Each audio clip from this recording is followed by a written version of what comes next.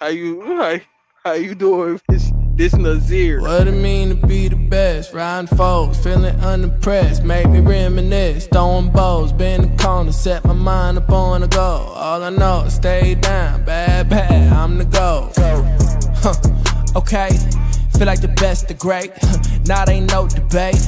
Yeah. Okay, feel like the best, the great. Now they ain't no debate. Yeah. I ain't gotta say much. Know the boy got a touch. Another win for the rush. Another win for the rush.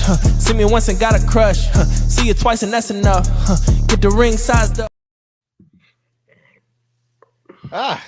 Welcome in. Who the hell is Rich? Oh my God! We can't have pre-show conversations because they immediately go into the actual show. Hey, bro, that was so funny, dog. Okay, I'm telling you right now to all the listeners, don't have kids. Don't have daughters, more specifically. Don't have daughters. Don't have nieces, daughters, or anything like that. You're gonna be stressed out. It starts at 10. You're gonna be stressed out. Oh yeah. Lord Jesus. Welcome in to Tell the Truth, episode 70. The Chiefs made some moves that fortunately did not require anything as far as an iPad FaceTime to our knowledge. But Charles Omenihu is back. Mike Pennel did have his daughter with him to sign the contract for him to return. I bet she can as well. I'm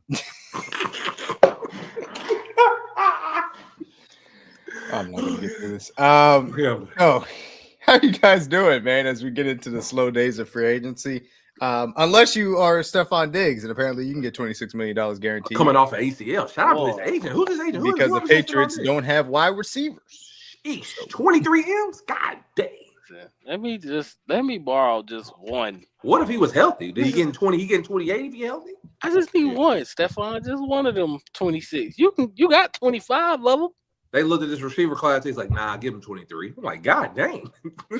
Yeah, bro. I want to get Drake some receivers, but sheesh. But no, man, glad to see CO come back.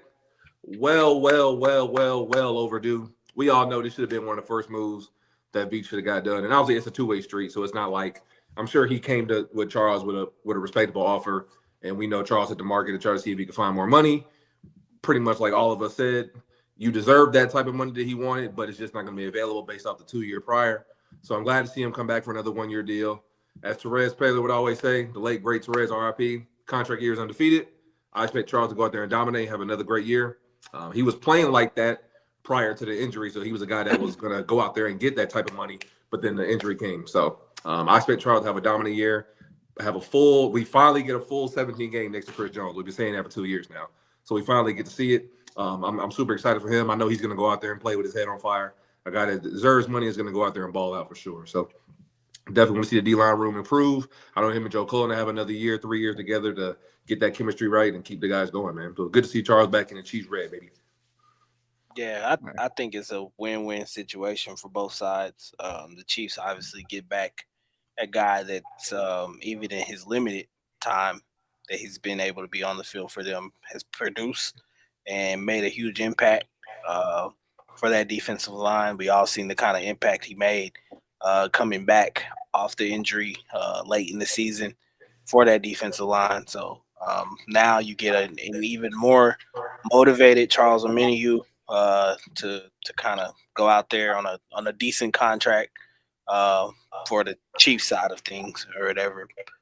Motivated guy to go out there and put up numbers and try to get another bag going into next offseason, whether that be with the Chiefs or somewhere else. But I think it's a win-win situation for both of them. The production has been there. It's just always been being available. Your best ability is your availability, and unfortunately, for some of the last 2 years, it's kind of gone in a bad favor for Charles Omenihu. So I'd love to see him get a full off season with the Chiefs, and then be able to get a full season in with us or whatever. Hopefully, keep away from injuries or anything like that hold him back or anything. If he balls out, bag is waiting for him next free agency. And then for us, it means that, the defensive line gets a disruptive weapon that, can wreak havoc. So win-win situation for everybody, and just glad to have, my dog, my hook'em boy back in KC, man, where he belongs. Yes. And so Charles Omenihu obviously only had the 1 sack last regular season. I think that he's a much better player than that. To CJ's point, I mean, the market just didn't ever materialize for him to go out there and get, the millions of dollars of contract that he thought that he was worth. And certainly not as far as a multi-year deal for security, which, again, to CJ's point, when you're coming off a year in which you would come back from the ACL and miss time, and the year prior you missed time during the suspension until your ACL the year.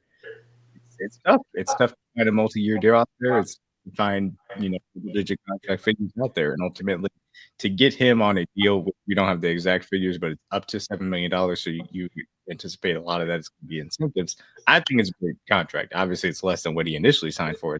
The 2-year deal was concerned, but I think that's value that's going to come back to you tenfold. I think that he is, again, this team's second best pass rusher as far as that's concerned, behind Chris Jones. I think that his inside-out versatility obviously fits in well with what Spag brings to the table. And ultimately, he rounds out the defensive end room, which has the young, ascending players of George Kalafdis and Felix Anduke-Uzomah. George, who was a solidified starter at this point, a good pass rusher in his own right. Mike Dana, I should say, who's going to start on that edge, on early downs to be able to be a useful run stuffer, and brings in that ability then for Charles to be flexible and used in certain matchups to get after the offensive lines. And I'm excited to see him back. If he's healthy throughout this season, I think that he is going to be a double-digit sack guy because of the attention that Chris Jones brings up in what the rest of the defense is looking like. Ultimately, I think Charles Omenihu has the ability to get up into that 10+ sack range, and I think he will fulfill that promise.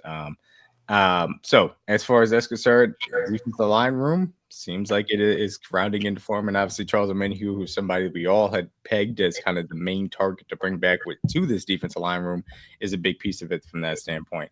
Another part of it, Mike Pennel. Obviously, with the Jerry Tillery signing, obviously with the Chris Jones signing, we know Derek Nnadi moved on to the Jets from that perspective. Tershawn Wharton got a large contract from Carolina Panthers, which is well deserved for him. Mike Pennel decided to come back here, obviously, over the weekend, and that I think is a big piece of it. To be able to be a rotational run stuffer, especially on early downs, is a big piece of this. To have him and his veteran presence, and somebody that played very well, in my opinion, even better than Derek Nnadi did last year, who is significantly younger, to be able to use him sparingly, I think makes a lot of sense. So, what are you guys' thoughts as far as Mike Pennel being able to come back here to Kansas City? Yeah, I think they obviously value Pennel over the Derek Nnadi signing to a certain extent, in my opinion. Just glad to have him back as well too. I think he did play better than Derek Nnadi last year, especially in the run game. He seems to really know the system very well. Has had great success with Joe Cullen being here, and I think he's just a valuable piece.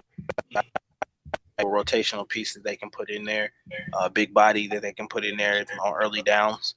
I think they just love having him at this point. He comes in, doesn't complain, does his job, and goes home. So what more can you ask for him at this point? So glad to have him back in the city, and hopefully we can get him another ring. No, definitely glad to have Mikey P back. We all saw what he did in the Super Bowl 2 years ago versus the Niners when he dominated. I got as a veteran. You don't got to really teach him nothing. He knows the system, knows Joe Cullen.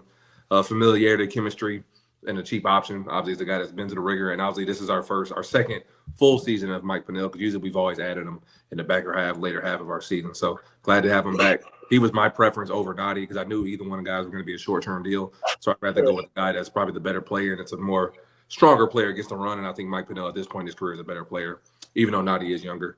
So appreciate Nnadi for everything he did. Obviously, he did a lot of good snaps for us, played a lot of good minutes and roles for us over the years. But I was definitely glad to have Mikey B back. And obviously, him and Chris have a bond that's probably bigger than football. So every time they're on the field, they kind of motivate each other. That a lot of people kind of see if you notice with the way they talk to each other on and off the field. So definitely glad to have Mikey P back for sure.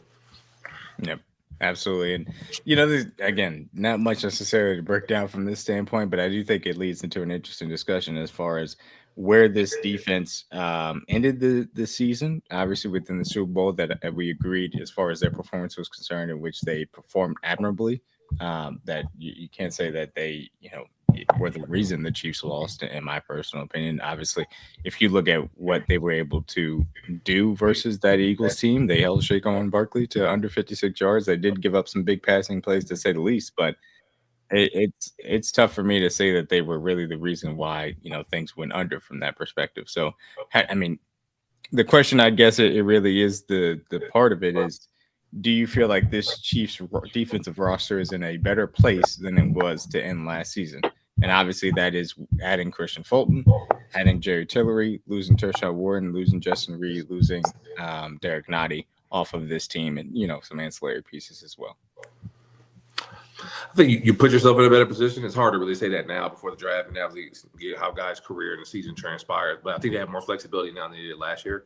When you bring in a guy like Fulton, now you have that secondary outside corner to go along with Jalen Watson. So now we truly can put Trent back into the slot based off certain matchups in the field and based off the team that we match up with personnel-wise. And now you give yourself more flexibility to draft more athleticism on the back end for our linebackers. If you want to add another corner in the draft, you have that option as well. We all knew coming into this season the D-line group needed some more rotational.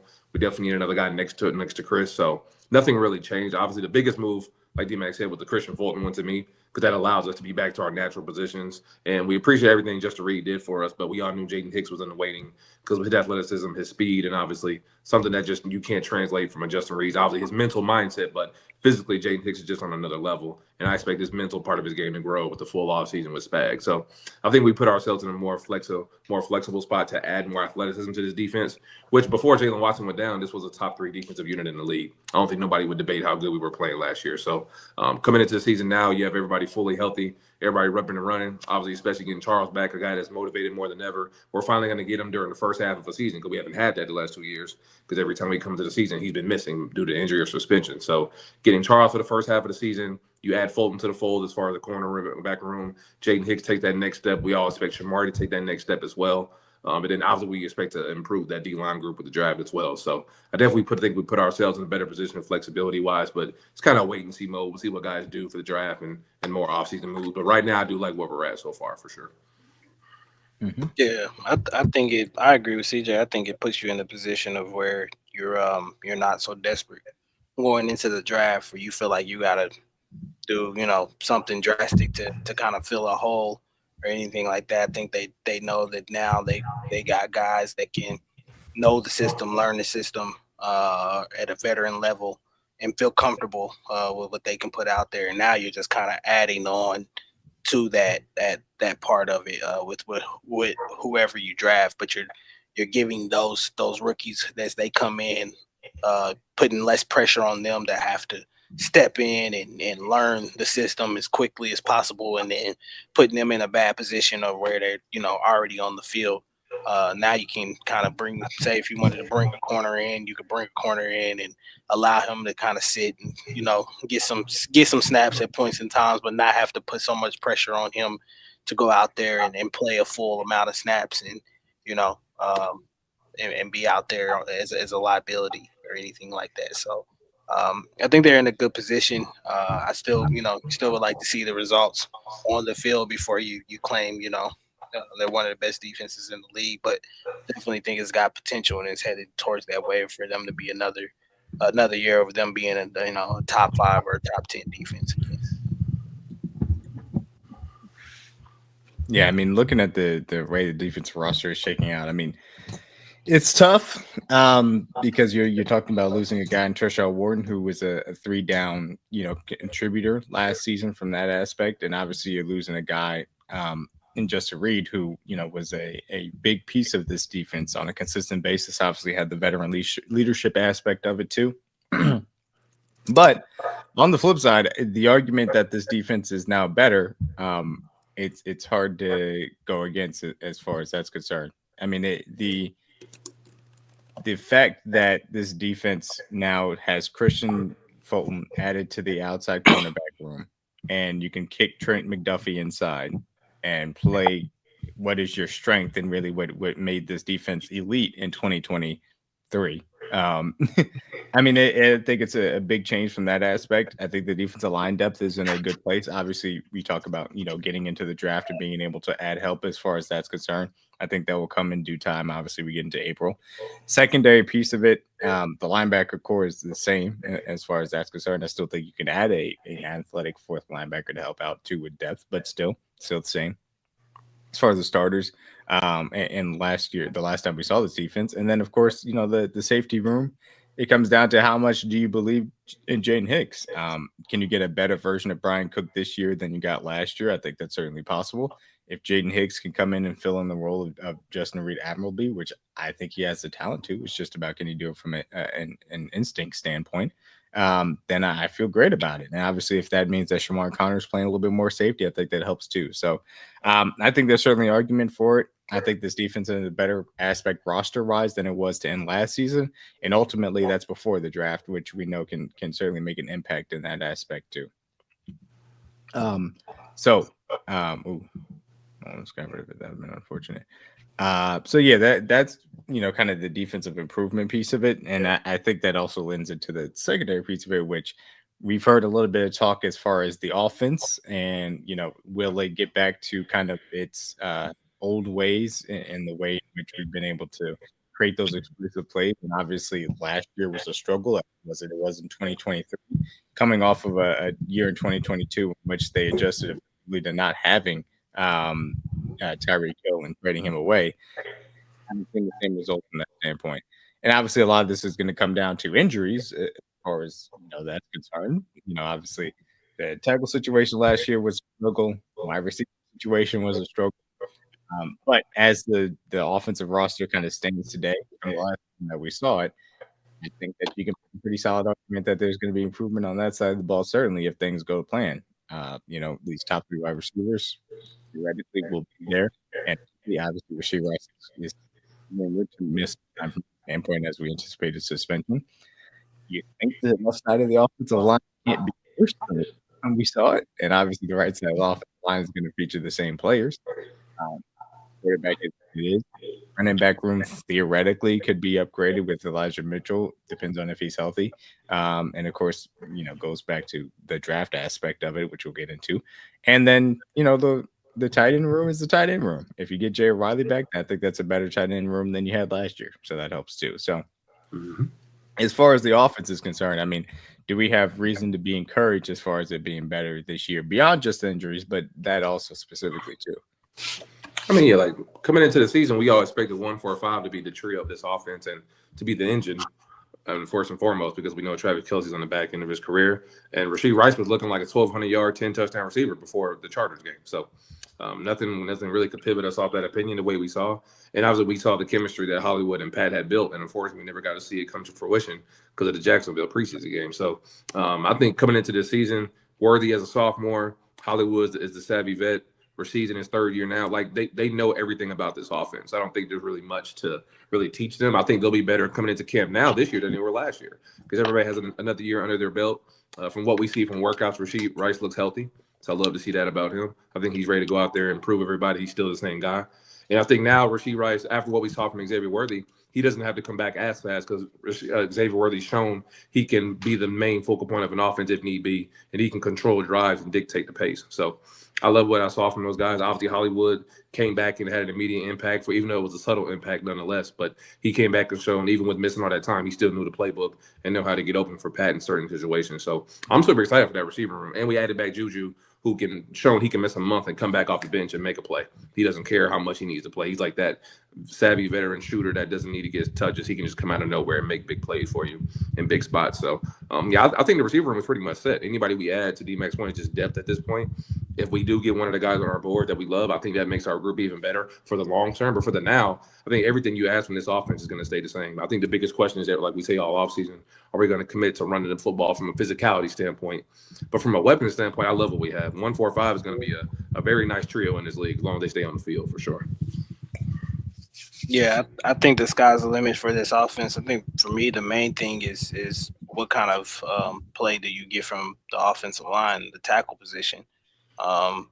If anything, that that to me is kind of what more so kind of derailed this year's season. I know the previous season before it was the wide receiver group that was, um, less lackluster in their performance, as far as dropping the ball and not communicating, not running the right routes. And then I think you kind of went into this season and it was more just the tackle play that kind of held you back at points in times to be able to do something, even with the injuries that you kind of had at receiver.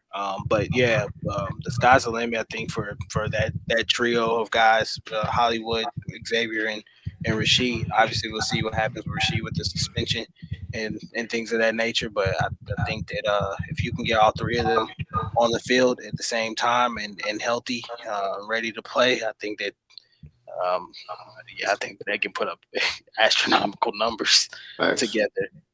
Because to me, it could potentially be one of those things where they could, have that historic season if all goes well. But of course, everything has to click at one point in time. You got to see what kind of play you get out of Jalen Moore. Hopefully, he can give you comparable left tackle play to keep Pat protected, and the rest of that offensive line kind of does their job as well too. I think also adding some explosion to the run game to me could ultimately help improve this offense even further. If they can get a guy that I feel like that give him a handoff and he can house it from 60 or 70 yards and be that threat in the backfield to kind of give them that explosion that they need back there. I think that can really take this offense to a whole nother level.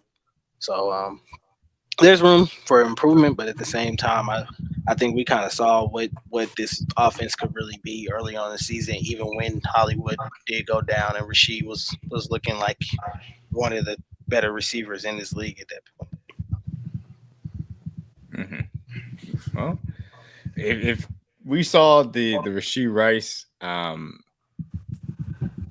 if we see the Rasheed Rice, the Rasheed Rice that we got for the entirety of that beginning part of the season, really to end, that 2023 title run. I mean, you're talking about a special player. It's just going to come down to obviously when the suspension hits and how he comes back from the ACL, and hopefully him staying healthy. Sorry, is my mic okay, or is it still cutting it out?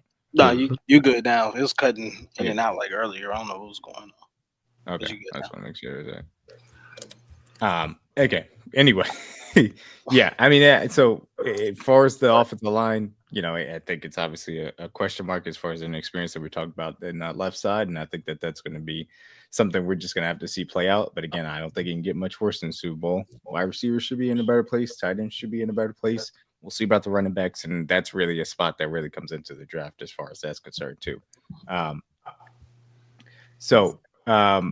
As we move on, obviously, we continue to do things on the Kingdom Cast side and it's into mock draft season. So we've been incorporating some of the Twitter polls, as we get further and closer to the as we get closer to the NFL draft starting, we're going to be able to incorporate those things and ask you guys. So this week we're going to be running a little bit of a mock draft, starting out obviously with pick at 31.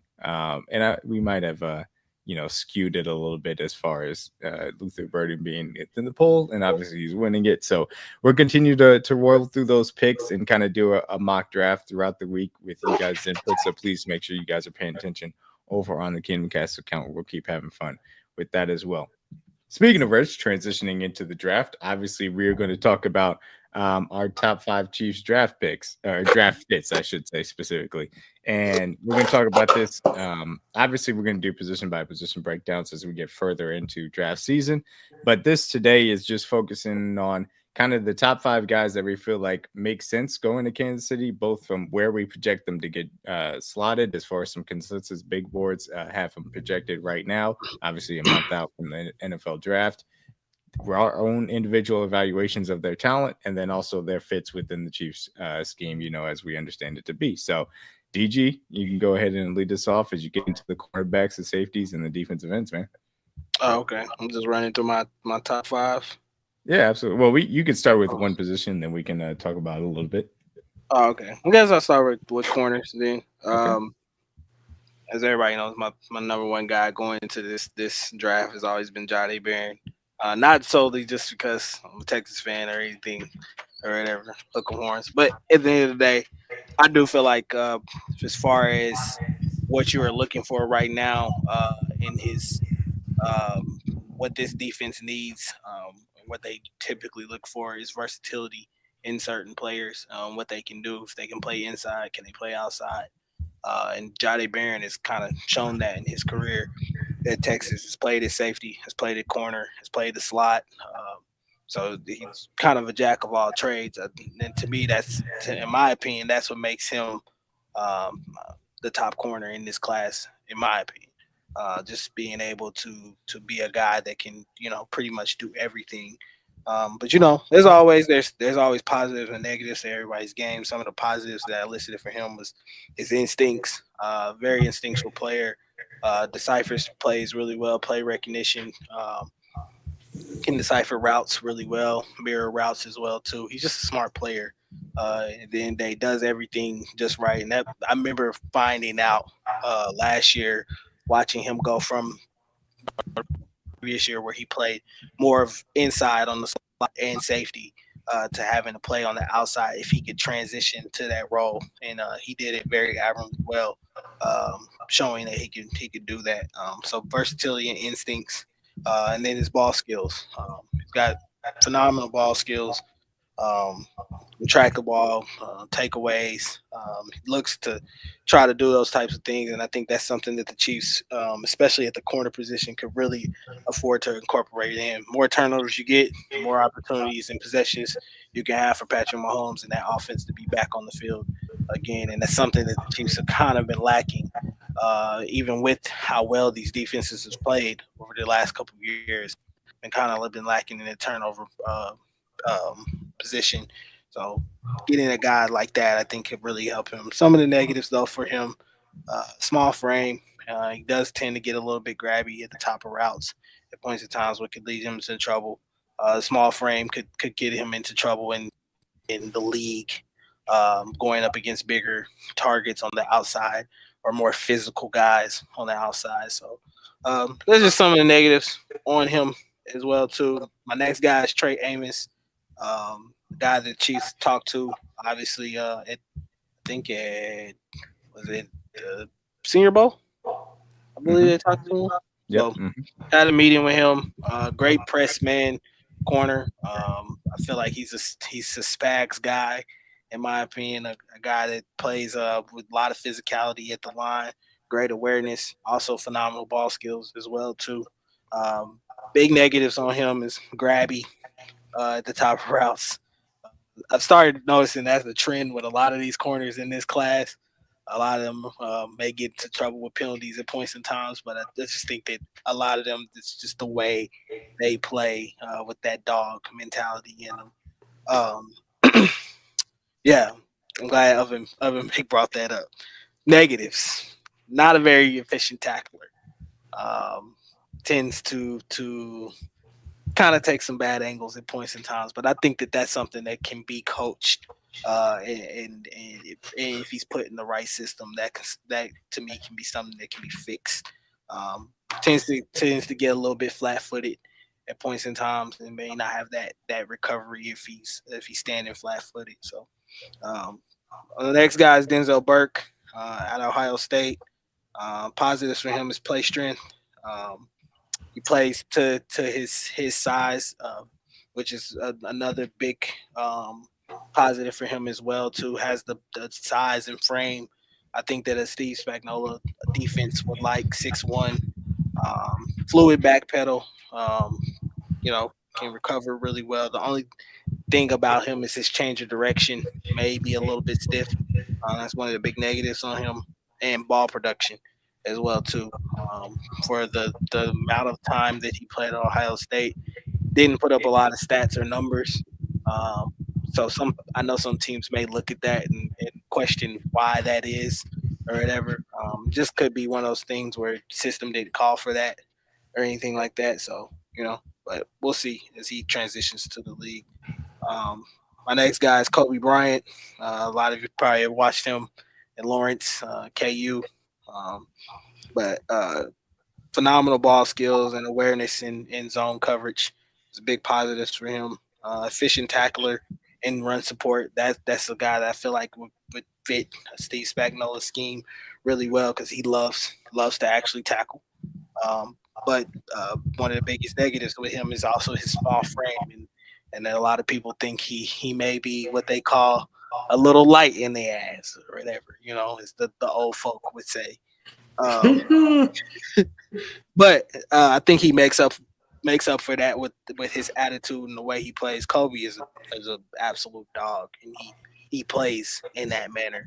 You can see that on the field or whatever.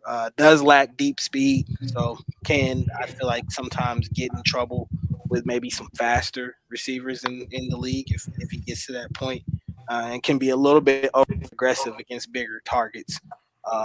So matching him up with more physical receivers, which I would expect with him having, a small frame, to him being a little bit more overly aggressive, going up against guys like that. And I actually wouldn't mind that, just as long as he can tame it and not cost his team all, a whole game.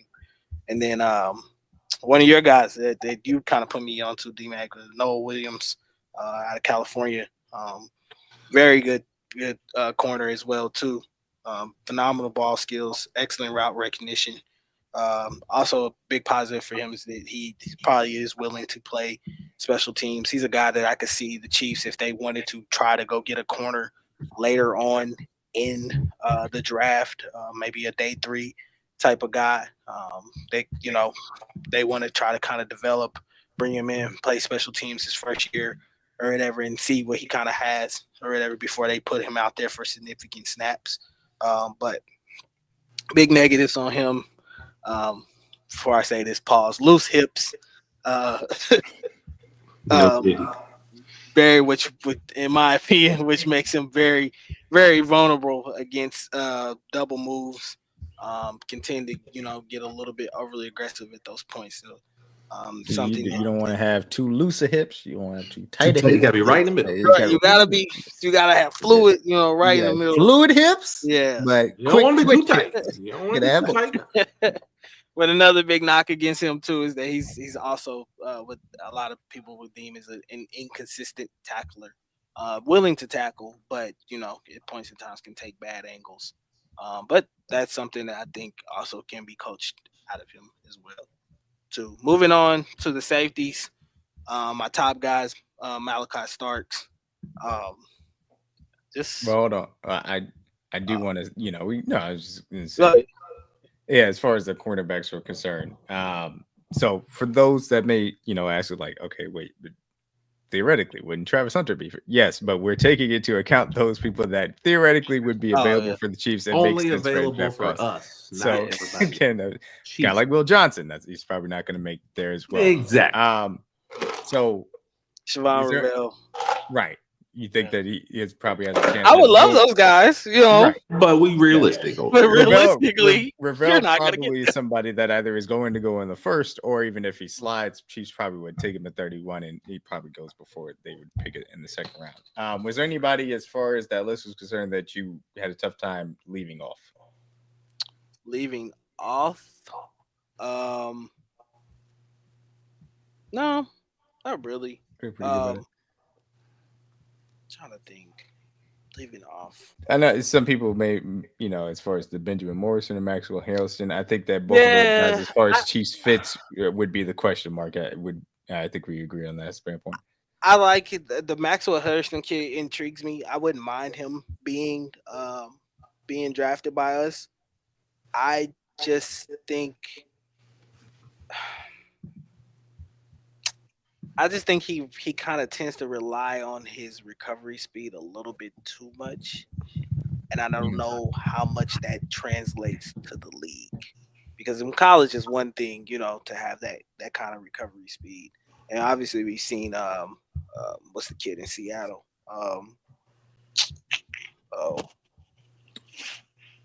What's the corner in Seattle? Come on, Tariq Woolen? Tariq Woolen. Yeah. We obviously seen him be able to have it translate to the league as well too. So Not saying that it can't happen for Maxwell as we either, but I just think that the Chiefs, especially for what Spagnuolo would want from his corners, more kind of instinctual guy that in my opinion, that can play press man and not necessarily you know rely on one thing to kind of get him through. So that would be my only knock against Maxwell Harris. He could obviously come in here and be coached too. Dave Merritt's obviously one of the best DB coaches in the league. So obviously, I think that I got a lot of faith in that coaching staff to kind of turn anybody around at any point in time. And then who else was the other guy? Benjamin Morrison. I haven't watched too much on him, so he's more of a slot guy anyway. Okay. But, so yeah, and I think they tend to need somebody that probably can do both. Especially Spagnuolo kind of requires from you or whatever. If he can get 2 Trent McDuffies, I feel like the sky's the limit for the defense as well too. So, yeah. So they coach it. They don't emphasize it, if that makes sense. Yeah. They coach it. Dave Merritt absolutely coaches to try and take the ball away. It's not at the cost of playing the man, though. That is always going to be the number one thing, and that ultimately is going to be the thing that trumps. And that's why sometimes the Chiefs DBs do not necessarily have the ball production because they focus on playing the man first and foremost. Which, hey, who am I to tell Spags how to change his defensive philosophy? So that's the way that they do it. But you again, the DBs, it's more so, hey, the safeties are going to be the guys that make the plays. You get strip sacks, those things in nature as far as turnovers are concerned. Cornerback's job, stick with the man, make the windows tight, tip the ball, and then we can allow other people to make those plays as well. It's all in the hips. What's up, Chuck? All in the hips, baby. It's all in the hips. Yes. Wide receiver is just a more popular position for people to play ultimately, and that's kind of a big thing that goes into it. And I think that's a massive piece of it from that standpoint. But corners started to catch up as far as that's concerned, and it being developed properly as well. I think this cornerback class is very top heavy as well too. So not as deep. It's not as deep as people.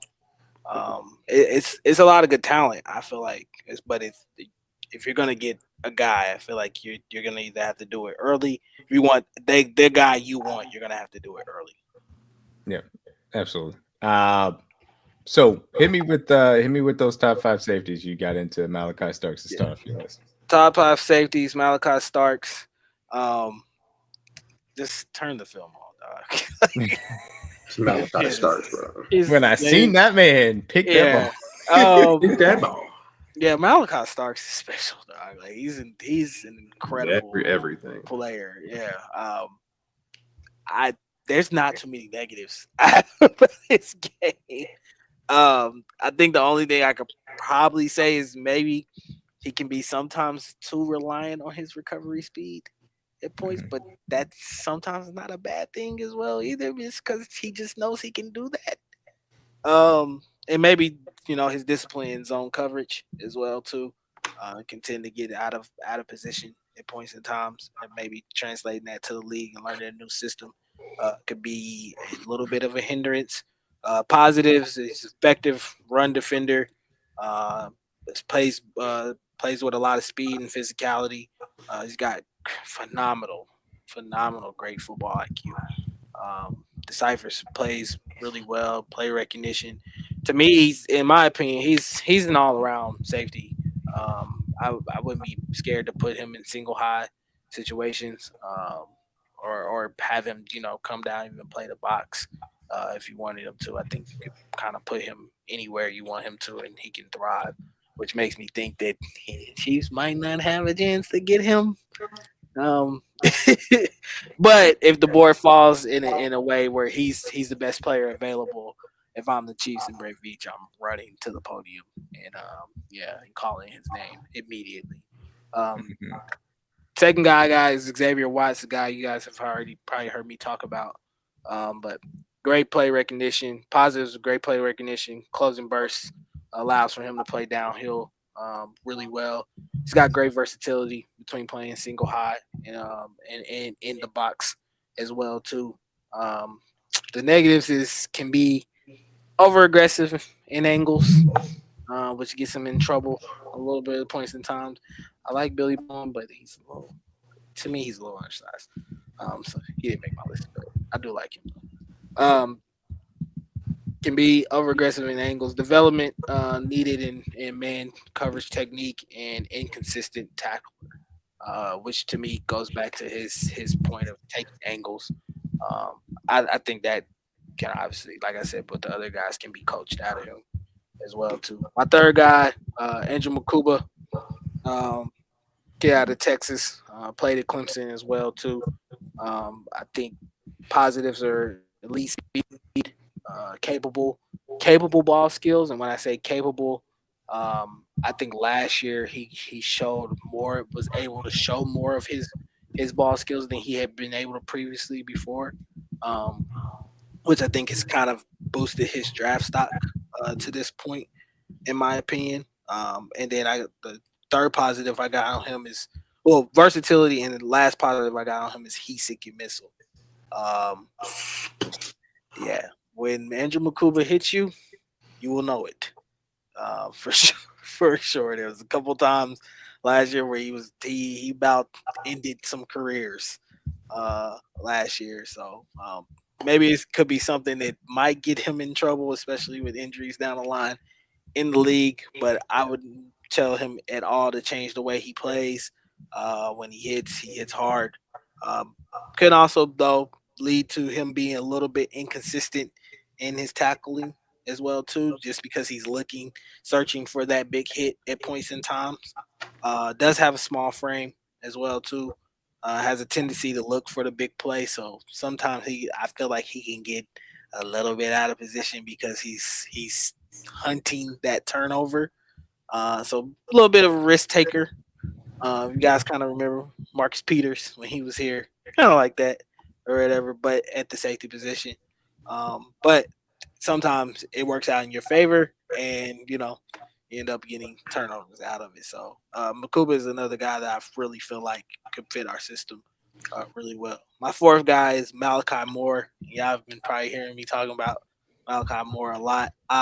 This is probably one of my favorite guys in the draft. True center field safety, ball skills, exceptional range in the deep part of the field. Um, you could put him in single high situations all day, and I would have no issue with it at all. I think he has the range that to me, in my opinion, something the Chiefs I think have been looking for a while now since Spags has been here. I know they've asked Brian Cook to do it. I think that he could probably play Brian Cook's position at a higher level and really take this defense to tremendous heights if you put him out there. But does have negatives.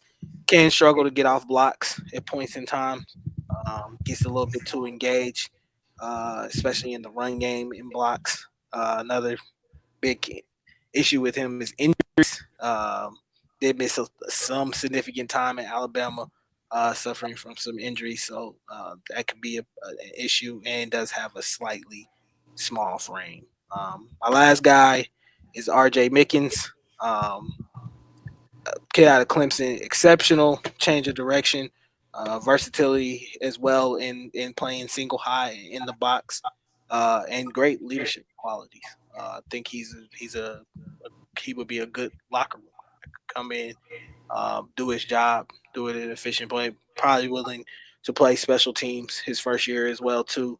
I think he's just a guy that if the Chiefs brought him in, he'd be willing to do whatever they ask him to do with no hesitation or anything, which is got what Brave Reach and them have looked for over the last couple of years. Not a big ego or anything like that. So um, negatives for him: limited speed, lacks elite range, and can tend to be a little flag happy at points in times. So those are my top five guys at safety. Um, Critique. No, look, Certainly when you're starting off with Malachi Starks. I mean, obviously we've talked about him on a previous, episode when we kind of went through as far as taking him in the first round. And again, he's a guy that if he does make it to you at 31, you can run that pickup and be extremely happy to add him to the back end. And to as far as being able to add some ability to take the ball away, he would certainly be a massive piece of it from that standpoint as well. Some people may point out the guy Emawari, Nick from South Carolina, obviously blew up the combine. I think we both agree, just not necessarily fit for the rest of the room because he's more of an in the box safety. But obviously a great talent and obviously a great athlete from that standpoint as well. Derwin James vibes. Big box guy for sure. Big box guy. Absolutely get it from him. Two guys that I'll just say, Aubrey Burks, who's obviously further down athlete, played a lot at West Virginia, was, able to play deep as a safety as well. And I thought he did it effectively as well. And then another guy has been a little bit under the radar as far as Lathan Ransom, who played at Ohio State. A little bit of an all-around guy from that standpoint, not strictly a deeper box guy too. So, no, I like your list. CJ, anything to add as far as that's concerned? No, you hit all the big guys for sure. Yeah, absolutely. I know somebody brought up Billy Bum. I've been trying to look at him a little bit more. Only thing I don't like about him is his size. Like the 5'9" just kind of. Yeah, it's tough. It's tough. Yeah. It's tough to play that in the SPAG scheme specifically, and B, it's kind of tough to play that just in the NFL in general. Yeah, but I feel like I was nitpicking, so I wouldn't mind him being here. No, that's fair. If I had to be picky, that's the reason why he just didn't make the list. Another guy that I will mention quickly, Xavier Rhodes out of Notre Dame, can do the free safety stuff. Obviously, good split safety. He doesn't really tackle, so I don't think that's something that the Chiefs would want to go do. Speaking. Yeah, if you're gonna play in SPAC system, let them go to the Bengals where they don't. You better, especially if you're gonna play for Dave Merritt, you better be a tackler. I mean, he's more of that. He's more of the Tyrann Mathieu mold. Again, Tyrann far better tackler, in which that he could play that slot deep free if you really needed him to from that aspect. So yeah, like the safety group. Get a little bit into the DNs. We did have a question up here about Jared Ivey. And obviously if he makes your list, you can talk about him. We talk about him afterwards, and I'm sure some of the OSU guys people would like to talk about. Go ahead and run your top 5, DG. I would say Jared Ivey did not make the list. I would have to look a little bit more into him as well too. Man, I ain't gonna lie to y'all. Scouting and looking at all these players, like it's a lot of them. It's a lot of them, and it's tough necessarily to find tape to watch. And you got to make sure they fit your system too. Yeah, and you got to make sure they fit what you're looking for, and we all know, like, that's why the list for the edge rushers are the guys that I put on here because of what the Chiefs typically look for. Spags look for. Kind of more into the bigger defensive ends in the 250 to 270 range or whatever. I'm not the biggest fan of that at this point because I just think the league is moving a little bit away from that. But for Spags, it works. He loves guys that obviously can set the edge and play in the run game as well as rush the passer as well too. So that's the reason why I got the guys that I've listed. Landon Jackson is my first guy, kid out of Arkansas. Great size and length, great hand technique, can set the edge really well. He just plays the game with a really high motor. He plays a run phenomenally well, and I think that's something that would jump off the charts for Steve Spagnuolo. I will make sure I watch Jared Ivey's films for sure. Negatives: limited flexibility and bend, so he doesn't really have that kind of same kind of bend that you would think that, like, when Frank Clark first came in here to play for us or whatever, and kind of had that wiggle and bend to his pass rush moves. Plays with a high pad level as well too. Something that I think can be coached. at points and times out of him. Still needs development as well in his pass rush plan. So he can tend to get a little boring and predictable with his pass rush. So hopefully there is a moment of uniqueness for him in his pass rush plan coming into the league. Hopefully that's something that he's working on right now as his draft, stock is going up. Jordan Birch, another guy I think that both me and DMac have liked through this whole process. Great athleticism. I watched him today take a fake punt almost 60 yards to the crib. For a big dude, like he's 6'6", like 270 something, he was moving. Like really, really moving. So great athleticism for Jordan Birch, which jumps off the charge. Natural power to collapse the pocket. He's a great tackler in space too, which I think speaks to his athleticism again as well too. He can just do some things a lot of big guys shouldn't be able to do. And I think that for the Chiefs will really be a big positive for them. Negatives, pass rush production doesn't match his elite athleticism. I'm not sure if that was more of a scheme thing at Oregon. Maybe it was, points and times where they just didn't ask him to be that guy.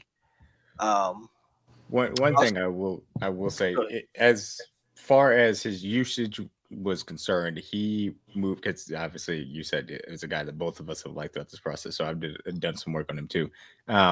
When he moved inside, he wasn't really good at rushing the passer, but they also moved him inside a fair bit amount, so that kind of cannibalized some of his pass rush opportunities from that standpoint too. And I think that's important to mention as far as contextualizing his thing. And Brett Coleman did a good job at breaking this down. But basically, that his inside, pass rush win rate was paltry. I think it was like 3%. But his outside pass rush win rate was I think it was 21.4%, which was top 10 in the class, defensive end or defense tackle period. So he has, as far as being able to be a pure end, been able to get after the passer. Production aside from that standpoint, but he is a guy, again, fitting Spags mold for what he wants in defensive end, and brings a little bit more juice than you would say of your traditional Spags edge. Keep on going, DG. Yeah, that's where I think for him probably is the reason why the production wasn't there. Maybe they just asked him to do some things that he wasn't necessarily that great at that point in time.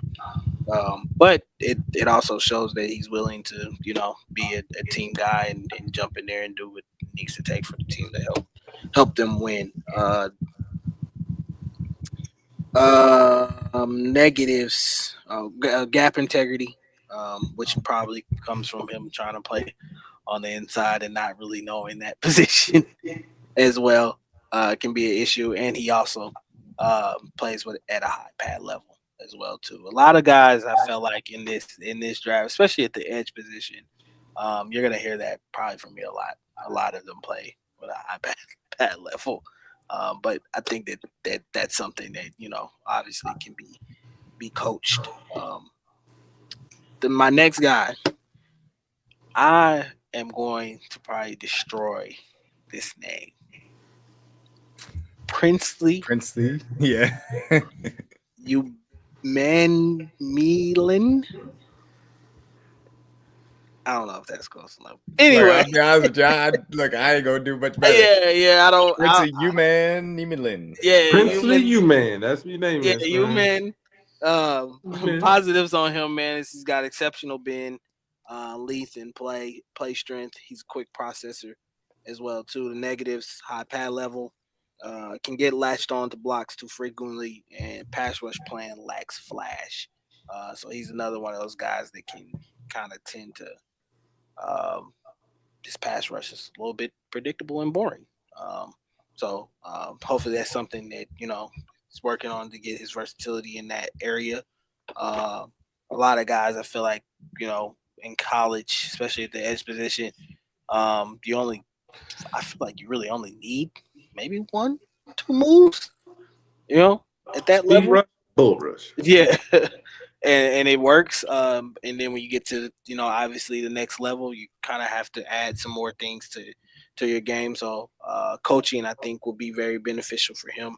as well too. My fourth guy, BYU guy Tyler Beatty.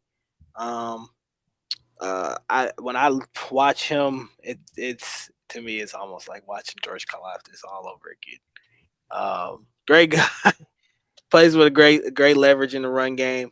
His exceptional effort in pass rush. He is relentless in trying to get to the quarterback. Just never really gives up. One of those guys that when you were watching George, like this kid just keeps going for some reason. It never stops. I don't think that I saw a play where he ever got tired playing for BYU. Exceptional effort, pass rush, versatility as well too. He's another one of those guys that feel like you can put him in the inside, like Steve Spagnuolo likes to do with his edge guys, Charles Omenihu, Mike Dana. Even when they asked Felix to do it last year, George Karlaftis, you can put him on the inside, played it from the defensive tackle position. Negatives about him: he lacks twitch off of snap and bend. This is not a very flashy pass rusher per se. It's very much a straightforward bull rush, uh, relentless effort, Tamba Ali type of guy. And traditionally, yeah, but traditionally the Chiefs, that's what they have gone after. And that's why I kind of put him on the list. I just feel like he would be a very predictable pick for them, especially with him being a BYU guy and these relationships with BYU. Uh, obviously would probably be a great locker room guy as well too. Would come in and probably get along with the team really quickly as well too. But tackling technique needs improvement, and like I said, he's not an elite athlete, so he just doesn't. Just athleticism just doesn't jump off the charts. My last guy, totally out of the box. I've been clamoring for this guy for a while. Um, but I probably know the Chiefs are not going to draft him just based off of his frame and his size. But Josiah Stewart, love his film, and I love what he does on the field. This is where I tend to think the league is trending towards these kind of edge rushers, these guys that are more of quick twitch guys. Um, when I look at him, I think about like Nolan Smith for the Eagles. Um, Explosive off the line, plays with very good pad level, very sophisticated pass rush plan.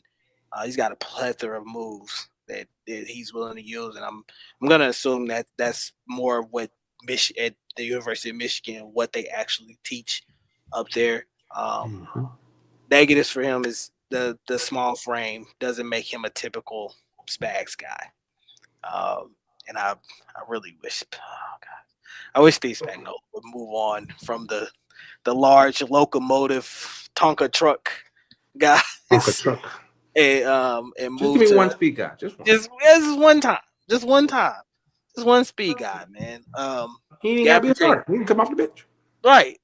Just a situation. I feel like that's and you saying that, CJ. Like I feel like Josiah Stewart could be a guy on third downs that would wreak absolute havoc for you, especially in third and long situations.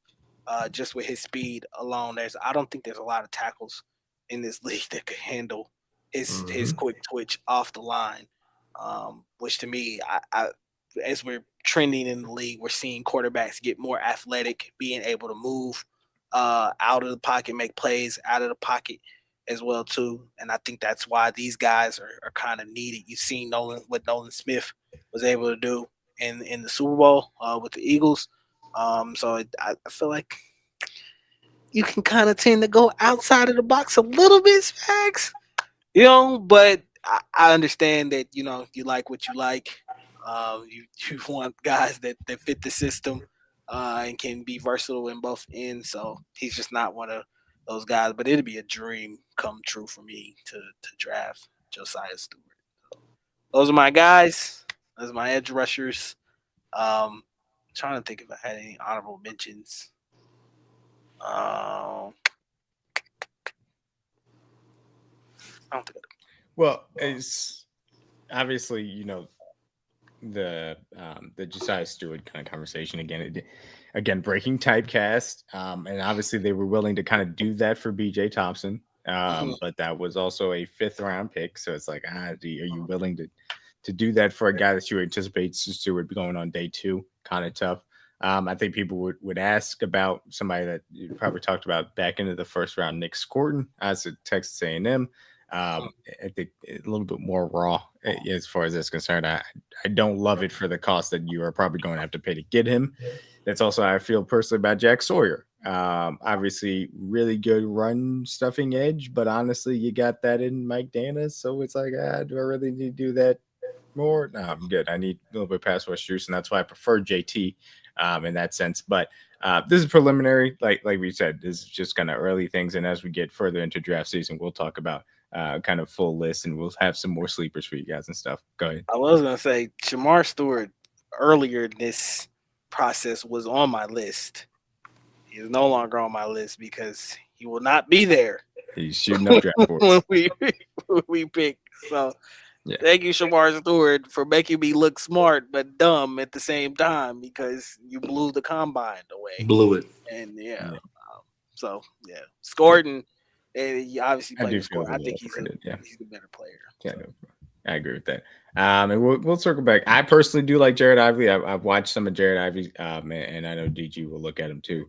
But certainly we'll get a look at him. The other person that I will just mention before we move on, James Pierce Jr., somebody that, similar to Shamar Stewart, has very little chance of being there when the Chiefs end up picking.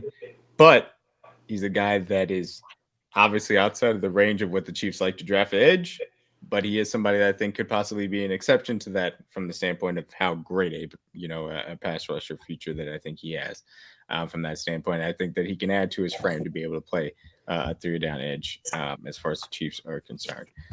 So appreciate that, DG, and we'll be circling back on these and giving out a full top 10 at each position, and then a little bit of those late sleepers as we talk about as we get further into it in the weeks to come as well. CJ, you want to start us off as far as your top 5 tight ends as far as Chiefs fit with the draft talent, their draft costs, and obviously the fit to the system, man. Okay, so as far as guys that the Chiefs are going to draft, because obviously we all know Tyler Warren and Loveland will probably be off the board. Well, Loveland is a small possibility. We'll see. So first guy off my board that is actually going to be available in the range is Terrence Ferguson. Obviously, Oregon tight end. A lot of people compare him to Travis Kelce, similar body type, 6'5", about 240. I think that's what he weighed at. Very good wiggle, very good after the catch, very explosive. Didn't really have the type of production I would have liked to see at Oregon. Well, granted, they had a lot of guys touch the ball, whether it be Jordan James, Tez Johnson, a lot of guys together. Malachi, a lot of guys got explosive plays in Oregon's offense. So Dylan Gabriel was dealing, and obviously Terrence Ferguson was one of the main better red zone threats for them. A very taller target. Obviously, the Chiefs have a prototype for tight end. Noah Gray's probably the one exception. The guy that's and he's usually kind of like our H-back, kind of like the T tight end type that kind of moves around a lot more. But as far as the traditional 6'6", 240+ tight end, Terrence Ferguson fits that mold. Like I said, very good run after the catch. Not necessarily the best route runner, but he's so good with the ball in his hands. You'll deal with that fact. So he's definitely the number 1 tight end on my board for sure. He could step in right away and be tight end 3, learn from guys like Noah and learn from Jared Wiley and Trav. And then when Trav decides to move on and transition into retirement, he could step in next year and try to compete for that tight end 2 spot with Jared Wiley, which I would love that competition, because having those 2 guys along next to Noah would make this tight end group a seamless transition going into 2026 for me. So he's my tight end 1. My tight end 2 is Mason Taylor. Everybody knows him because of his sister, especially DG. But outside of the family roots, Mason Taylor's he's the more of the Noah Gray offense comparison than it would be to Travis Kelce. He's more on the shorter end. I think he's around 6'3". But very, very, very good route runner. He's a very savvy guy, knows how to beat man, knows how to play in zone, very good hands, very consistent, not too many drops. I know in the LSU offense, you didn't really see too much from him this year compared to when they had JD5 to Musburger this year. But overall, a guy that can run very crisp routes, knows how to get open. Not the best blocker. That's probably the one weakness, obviously. Smaller guy. But as far as a guy that can play move tight end, that's going to run good routes, is going to catch the ball and be in the right position and get first downs for you. He's one of the guys I think that could be a big addition to us if we decide to move to that area and they want to add that type of tight end. The next one, great football family. He has genes in his family. So, hey, we love bringing attention to the Arrowhead. So he would definitely add that. My third tight end on my list would be Mr. I go back and forth on these guys all day.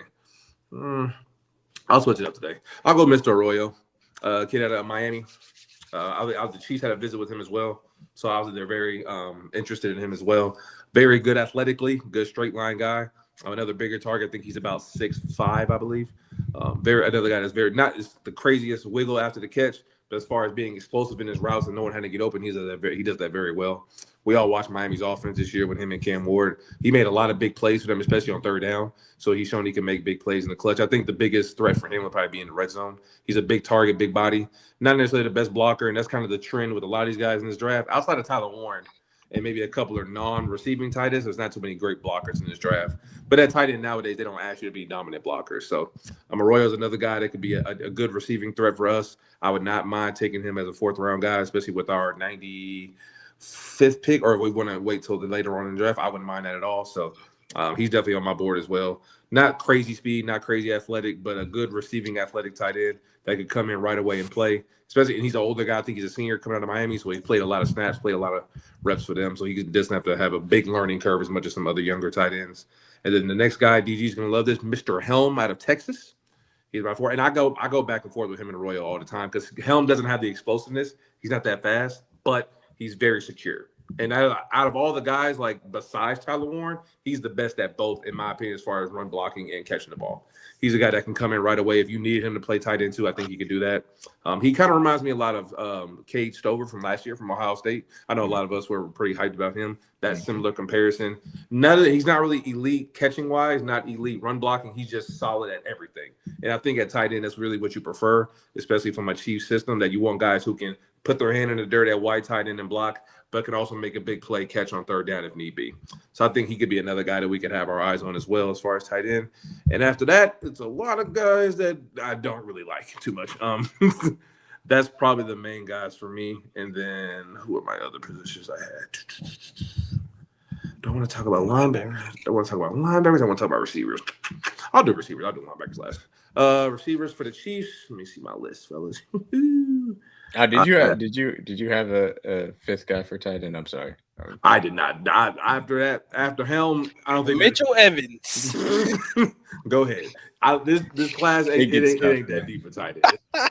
I think honestly, if we got past Helm and we didn't take him, I wouldn't be mad if we didn't take a tight end. Honestly, it does feel like it's one of those things, especially given this is one of the positions you assume that Jared Wiley is going to rehab back into that tight end 3 role. They obviously brought in Robert Tonyan into kind of the camp bodies. It feels like one of those things where if you're not drafting somebody that's like really up there, that you're probably going to be wasting a pick as far as that's concerned. So I don't have any issues with that. Obviously.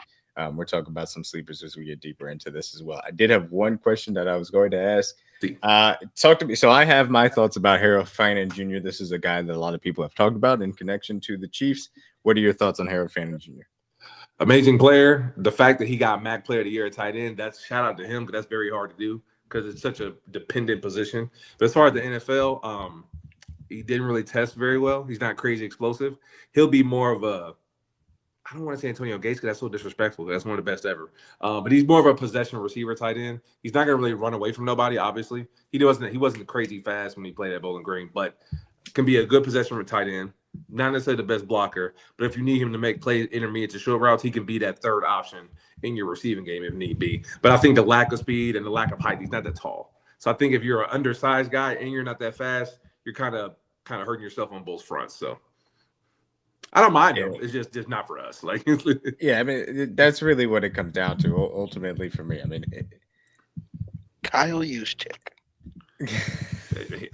He's gonna be an H-back type of guy for somebody for sure. He's just an H-back type of guy, and that's what it is. There's not much you could do with that. For me personally, and it is what it is. Watch his tape at the MAC, and obviously, again, to your point, dependent position. They didn't ask him to do anything extremely complicated, but it was just a lot of get the ball in his hands and let him run. He was really a big running back as far as I'm concerned because he didn't run all that polished routes. I don't think the size is concerned. So, obviously, it doesn't bring anything blocking. So, I did want to hit on that. No, shout out to him. Getting MAC Player of the Year is tough, especially at tight end. Tight end usually don't get Player of the Year in conferences, so that's a shout out. And maybe somebody can go out there and use him like an Evan Ingram type and turn him into a solid guy. Kyle Shanahan is licking his chops right now. Like, Don't let me get on that guy. No, for sure. Some of that's right after the catch, man. All right. Yeah, hit me with the linebackers or wide receiver. Wide receivers. As far as wide receivers, there's a lot of these guys on this list will probably be available. The only one, honestly, that's out of our realm, in my opinion, is obviously Ted. I'm gonna say his last name right. The boy, I'm gonna say Ted. Is it Tetoria or Teshora? Boy, I'm calling him Ted. We all say Ted, but Ted McMillan. With Ted McMillan, you know your name, boy. Yeah, the tall one. He the only one that's off the board for us. I don't know. Your mama call you Ted. I'm gonna call you Ted. Unless we're counting Travis Hunter, then yeah. Well, yeah, he's an athlete. Whatever. Top 5 pick. Go ahead, Travis. He's the only one off of the board for me. Everybody else is in the play, fellas. So as far as the next guy, these is how I rank them for us, not necessarily for the masses. For a Chiefs fit, for me, obviously number 1 would be Matthew Golden. I think the speed element is there. He's an extremely fast receiver. We love speed in this offense. I think we've kind of shown we prioritize speed over height and athleticism in this offense, even though Rashee Rice may be the one exception. But usually we prefer guys who have speed and explosion. So I think Matthew Golden, if he happens to fall, which I don't expect, but he's the number 2 receiver as far as the board for me. As far as the next guy that'll be available, I'm going to go Luther Burden. Obviously, before the season, I thought he was wide receiver 1. He's still wide receiver 1 for me in my personal heart of hearts. But I think based off the season they had, the production, and based off our mocks that we've done in front of you guys looking, we're not crazy. There's a possibility he could slip to 31. Most of the ones I've been seeing, he's going anywhere from 25 to 30. That's his range. So if he happens to be on the board at 31, I would not mind running a card up for Luther Burden at all. After him, I'm going to go. This is tough because I like both of these guys. DMac probably looking to be crazy. I like Trey Harris, bro. Like I love Emeka, but Trey Harris is super explosive.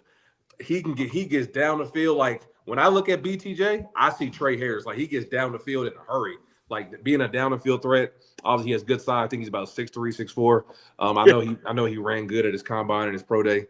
Extremely fast guy, explosive, get down the field. He can be your classic X. You put him in there, he's going to stretch the field, back your safeties up. This is a guy you used to sit and forget it, play for me.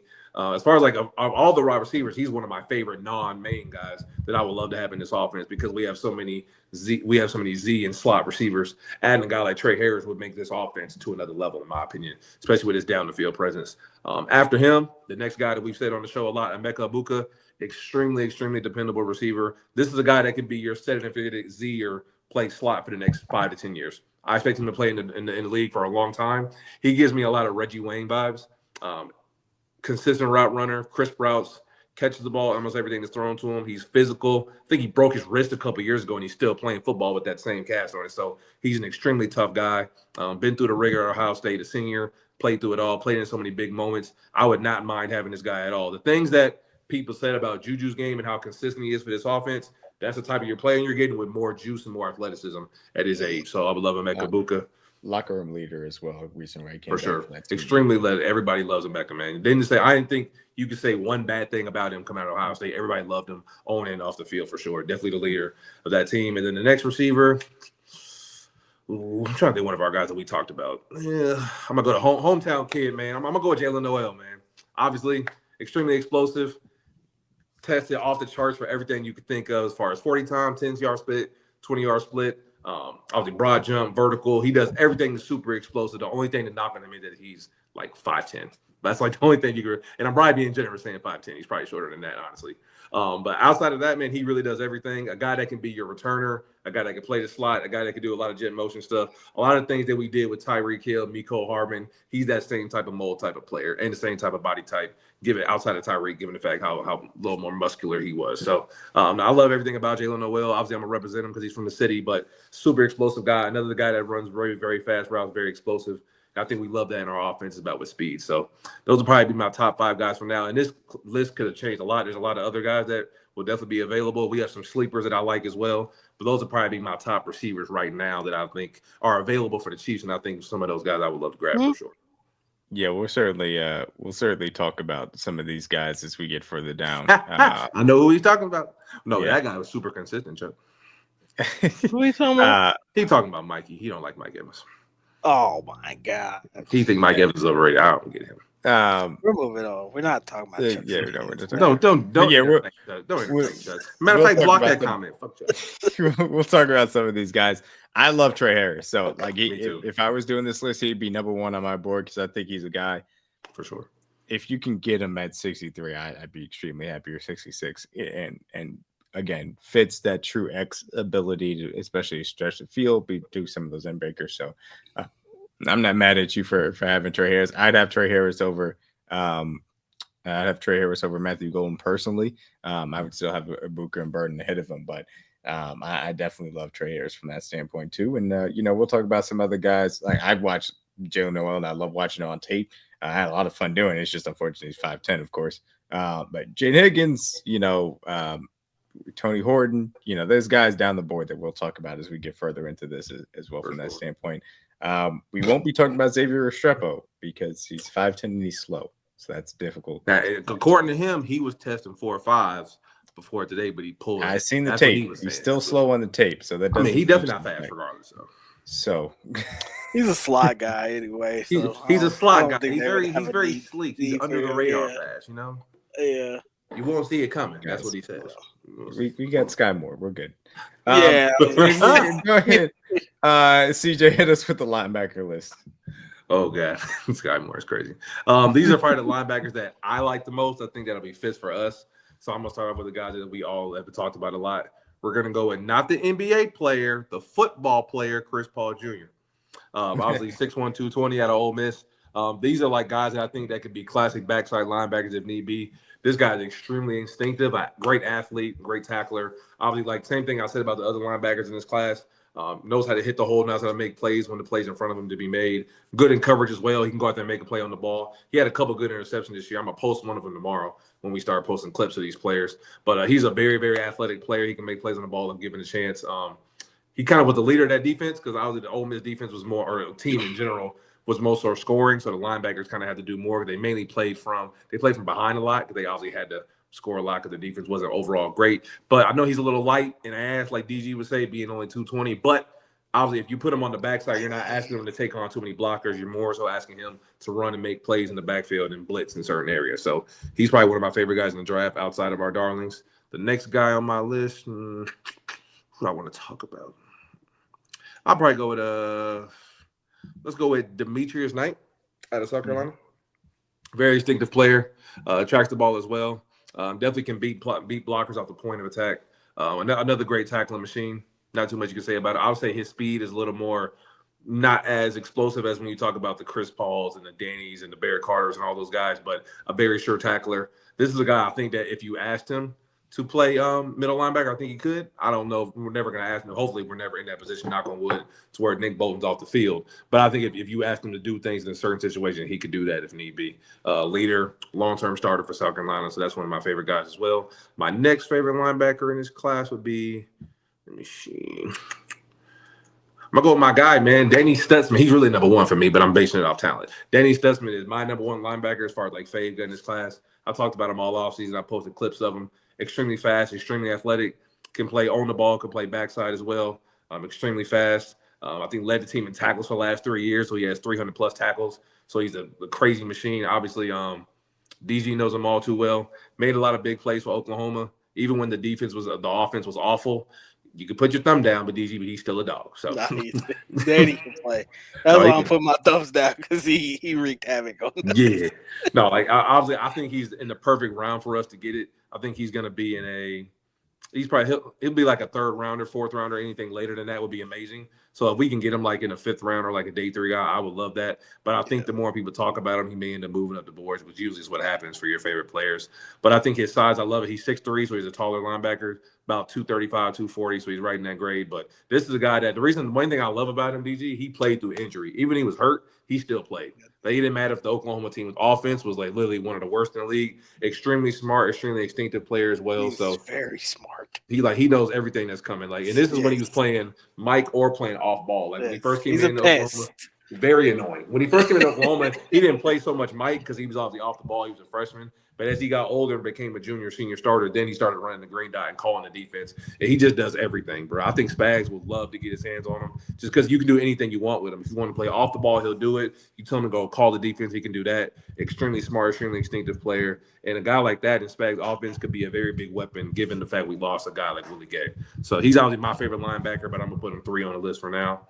And then my next 2 guys, I always go back and forth with these guys. I like both of them. I'm gonna go Jack Kaiser out of Notre Dame. Another little bit of an older guy, but a guy that's extremely smart, extremely instinctive. I know we watched all the playoff games and national championship games. He played on the ball, so obviously he was the one that was calling the defense. A very leader-led tackler for that team. Obviously, anytime they made a big play, him or Xavier Watts, to credit earlier that GG was saying, those are the two guys that made big plays with that defense in the middle of the field. So a guy that was a long-term starter, heavy tackle. I think he led them in tackles as well this year too. So I love Jack Kaiser's game. Smart guy. He can play, like I said, on the ball and play Mike. Off the ball and play Will as well. Not the most crazy athletic guy, but his smarts and his instincts are off the charts. And that's the kind of things I look for in a linebacker, because obviously we want speed and athleticism, but we want guys who play smart football. And I think that's another reason why we got Leo Chenal as well. He's not the fastest guy, but his instincts and his smarts is why we use him in so many different areas. And I think Jack Kaiser and Denny Stutzman could be both of those guys as well. My last linebacker, I'm going to go with the wild card. I'm going to take somebody that I haven't talked about too much. Let me see. DMac, I like this one. Kobe King out of Penn State, linebacker U.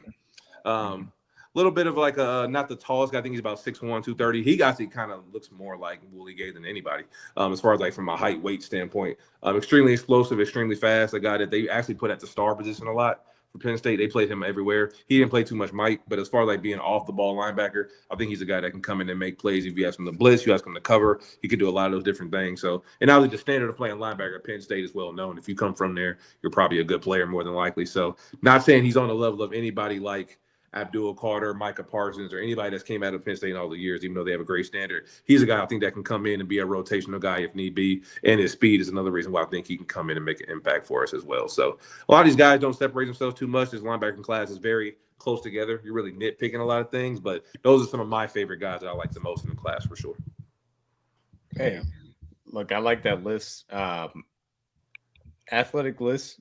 So the only other guy that I would kind of mention, Carson Switzer out of UCLA, it does sound like he's going to be projected maybe to go a little bit higher up in the boards than I would necessarily like the Chiefs to take a linebacker. I love to watch him play the game as well.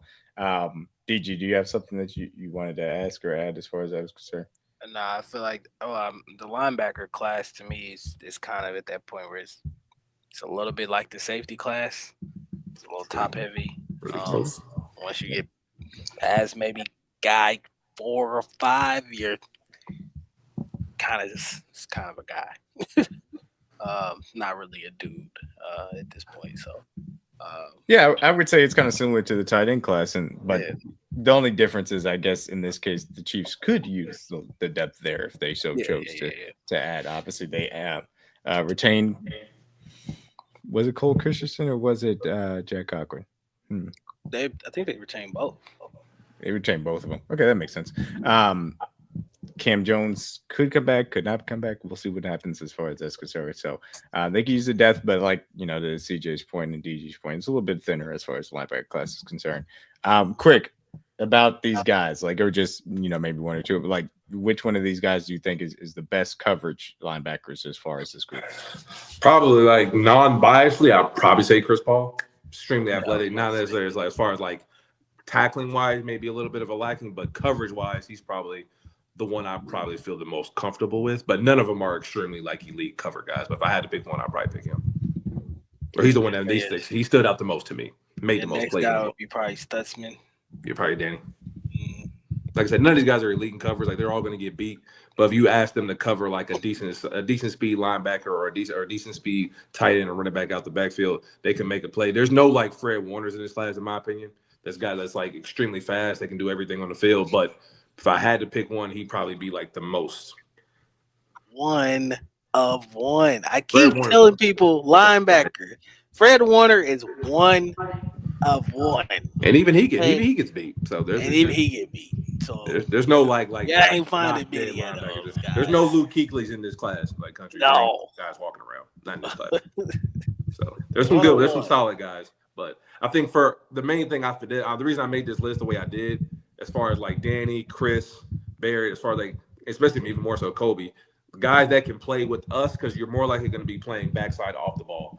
So when you want to replace that Willie Gay role, that's why I know we all love to get Willie Gay back, and we were all infatuated with him being available, but there's so many younger linebackers that can do his role and maybe do it better. and they're going to be much cheaper and be here for a long time. So that's why I love guys like Kobe, Jack. Danny's obviously got the star next to his head for me. Chris Paul, like guys that can play off the ball, backside. You ask them to be fast, use their speed, blitz if need be. If they have to cover a tight end, they can do so.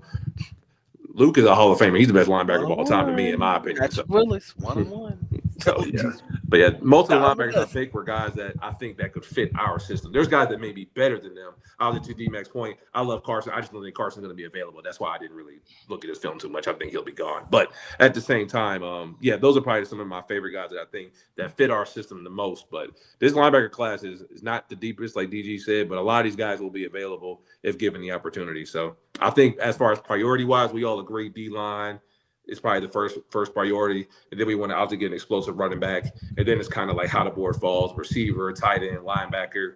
And I think that's why I love Danny so much. I don't think Danny's going to be that heralded in the draft. We'll see, but he's a guy I think that'll be available, and I think he would be a steal for us for sure. He's just so good, bro.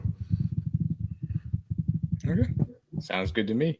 I was going to ask you a question. We're going to talk about the interior offensive lineman until as we get into kind of the positional rankings, and we'll talk about that as that pertains in that concern. Linebacker, I think, is an interesting position, obviously, as we have Drew Tranquil next to Nick Bolton. Being able to add that athletic guy to also take over from that perspective, I think, is a key aspect of it. Real quick, how high would you want to take Stutzman or Chris Paul Jr.? We have 31, 63, 66, 95. At the highest, 95. I'm not going earlier than that. And that'd be a reach for me for sure. I prefer after 95, but out of all of our picks, the highest one would be 95 for me. All right, fair enough. So we will roll forward. I'm going to go ahead and go with my top fits at the running back, offensive tackle, and defensive tackle position. I'm going to go ahead and start out with the running backs. And this is a deep class. There's a lot of guys here, and kind of sifting through it is fun as well. And I'll give my top list. A lot of dudes in this group. Yes, a lot of dudes that can help out this running back room that need some explosiveness, some speed, and vision with the ability to carry the ball as well. So, as far as my running back list, I'm going to start out with Travion Henderson. Obviously, you guys saw him shine in the national championship game and really throughout the entirety of the season for the champions in Ohio State. Excellent running back, can do it all, catch the ball. He's a little bit undersized. It doesn't show up on tape. He has excellent contact balance, has the ability to make guys miss, has the ability to have guys bounce off of him as well, runs behind his pads well. Good vision, and also the ability to catch the ball and make explosive plays after catching it, as we saw that championship game too. So Travion Henderson, a guy that I think is going to end up going within that second round range. If he makes it to 63, 66, I'd be happy to add him to this running back room, and a guy that I think has true 3-down capabilities within any offense, but specifically here for the Chiefs as well. Going to go with a little bit of draft crush of mine, a guy that I put on my guys list, RJ Harvey out of UCF, a guy that tested really well at the combine. You saw what his athleticism brings to the table as far as test was concerned. Created explosive plays at UCF when he didn't get a lot of help from that offensive line as well. Again, a little bit more on the shorter side, but I think that's okay for the way in which he operates at the running back position. Willing to block, can't catch the ball out of the backfield, but really the highlights is his ability to get after it with vision and speed. And really create some of those home run plays. And I think where his draft slot's going to end up being, as you talk about 95 and beyond, I think that makes a lot of sense for what the Chiefs can do as far as this draft is concerned. Number 3, Quinshawn Judkins, Travion Henderson's running mate there at Ohio State, a guy that I think is going to go in a similar range to Travion Henderson. Different type of runner, more physical, that run through MF's face as far as Marshawn Lynch was concerned. Certainly plays with power, does have more speed than I think people realize as well, can have a little bit of wiggle within the hole, certainly runs with a lot of vision as well in that aspect, and can give you some pass catching ability in that standpoint. A little bit of a scheme mismatch, but he does have the ability. I think that it transcends the scheme from that standpoint. And again, I do think he has 3-down upside too. Number 4, Dylan Sampson out of Tennessee. A little bit of a tough evaluation because of how Tennessee runs their offense. It's all a little bit weird because of Heupel's offense. But even with that spread out nature, you see the speed, you see athleticism, you see the ability to catch the ball out of the backfield. He has all of those traits. I really like watching him play there at Tennessee. He was annoying to deal with. If he's a guy that slides there into the third round, I think he can be a really good value for this team as well. 66 may be a little bit rich for him, in my personal opinion. So that's where I really look for where the Chiefs can kind of slide in. If he's a guy that gets pushed down the boards because other guys that I'll mention a little bit later on may get pushed up the board, I like that fit from that standpoint. Number 5, a guy that I have going on day 3, but I think is a sleeper. We talk about that high-powered Oregon offense and some of the places that they got the ball to. Jordan James was a big piece of that. Being able to be explosive, run the ball on a consistent basis, do it with vision. And obviously, if you're playing at Oregon, you fast. That's just the way these things go. He certainly fits the bill as well, being able to be explosiveness. And I think that you talk about where the Chiefs running back room kind of fits right now. There is obviously the Pacheco element that's really a Thunder standpoint. I think that you can add that lighted with Jordan James. And even though it could be a day 3 draft cost, he could come in and make an immediate impact. And I'd really love to see that happen as well. A few honorable mentions. I see the team Giddens, of course, DJ Giddens from Kansas State. I thought that he played very well. He's a guy that I tried to get on this list, but couldn't get because, again, tough list to get on. But I think he goes in a range kind of similar to RJ Harvey and definitely worthwhile to pick. Damian Martinez, I did University of Miami, a guy that I think ran with that vision and explosiveness that you want. Made some guys miss. Really good footwork, underrated footwork as far as that was concerned. Really like him as well. Again, talking about that third round range. And then my, kind of guy we'll get later into this, but Marcus Sharns out of Delaware went to the combine, performed well. He's more of a receiving back third down type, but he's going to come with that level of draft cost when we talk about end of day 3 later into it. So they could be worth it from that standpoint. Guys that I don't have on this list, Morgan Hampton, Ashton Genty, we expect those guys to go early in the first. Caleb Johnson out of Iowa is a guy that's going to be talked about and going to be productive wherever he ends up landing. He's just not necessarily fit here because he's the Shanahan offense type of guy. We don't run the proper system necessarily take advantage of him from that standpoint. People are going to ask me about Cam Scatterbo. It's kind of the same, but different. And that I don't think all that highly of Cam Scatterbo because if you want a slow guy that doesn't really carry the ball all that well, but has a lot of contact balance and can run power and gap scheme, the Scatterbo's your guy. He's just not my guy. That's just not how I look at him. Devin Neal also going to be talked about. He's more of a day 3 guy than a day 2 guy. So I think that draft cost is going to be interesting. I don't necessarily love the lack of real deal from that standpoint. But I know, it'd be remiss if we didn't mention Devin Neal. But if he went at 95, I wouldn't be upset. He just wouldn't be necessarily the guy that I'd like to take at 95 from that standpoint. But I'd be remiss if I didn't mention him. Anybody else you guys want to bring up before I move on to the next position? I'm trying to think. We miss anybody? Carson still. I mean, he does have the fumbling issues. I know DG ain't gonna like this, but Jaden Blue ran a 4.2 today at the pro day. 4.3, 4.2. He's explosive as hell, bro. He's so fast. And I know we need speed back in this offense. So I wouldn't be ecstatic about taking him either any of our top 4 picks, but if he's available after 95, I wouldn't be mad at it at all just because how explosive he is. So him, like Chuck said, Brashard Smith out of SMU, he's kind of in that same mold for me. Extremely explosive, versatile guys. They can catch the ball on third down. I think either one of those guys would be a big addition in explosiveness addition to this offense as well. So those are probably the 2 guys outside the ones you pretty much named everybody I like, but Brashard Smith and Jaden Blue would be the other 2 guys for sure. Okay. And then plenty of UDFAs too, but that's just we could have a whole show about running backs. There's too many of them. Oh yeah, absolutely. And look, it's gonna be fun when I go through this as far as the top 10 list later on. I was gonna say, anybody DG you wanted to mention? Nah, I think you nailed it pretty much. I do like Brashard Smith, more of a 4th round guy, but I do like Brashard Smith as well out of SMU. Moving on as far as offensive tackle is concerned. So this is an interesting position. I actually had the number 2 guy on this list off my list because I thought that he was going to end up going earlier. But it seems like maybe he's falling a little bit back into range. And for these first 2 guys, these are guys that I think you're going to end up having to trade up a little bit to go get if you do end up, deciding to get them. But I think within the right range, it would make sense, if you get that small trade up to make that happen. So first one off the list, Josh Simmons, obviously coming off of the major patella injury. That is the major drawback. The reason why I mentioned it first is because that's really the only drawback. He, as a pass protector, is really good. He can move guys in the run game. He has everything that you want. Obviously, there are little things as far as his hand usage that you can nitpick and improve upon always. I think his balance is really good as far as that aspect. He gets out of his stance on a consistent basis. really did a really good job as far as offensive tackle play for Ohio State is concerned. So if he's a guy that gets to 31, take him. Obviously, if you want to trade up a little bit and you identify that that's the guy you want to go get within reason, I understand why you choose to do that as well. Second guy, Kelvin Banks Jr., the reason why he's behind Josh Simmons is, even though, I think that the injury thing may bring Josh Simmons into range a little bit more, I think Kelvin Banks Jr. is a little bit lesser of a player than Josh Simmons. So really, that's really what it comes down to. But again, really good tackle, obviously, for Texas. I thought that he played extremely well. Liked what I saw on tape. Maybe doesn't get out of his stance as great as you would like, and certainly could work on that from that standpoint. But the arm length is there. He has the ability to do so, like his pass protection. So I'd like to bring him in as well. And again, that's an early guy that you go out there and draft. Number 3 on this list, a guy that's a little bit off the beaten path, but Charles Grant out of William and Mary University. Love what he brings to the table as far as the athleticism. The tape from what I've seen, again, it's William and Mary, haven't seen a lot of it, but tape from what I've seen also looked good. Performed very well during bowl season.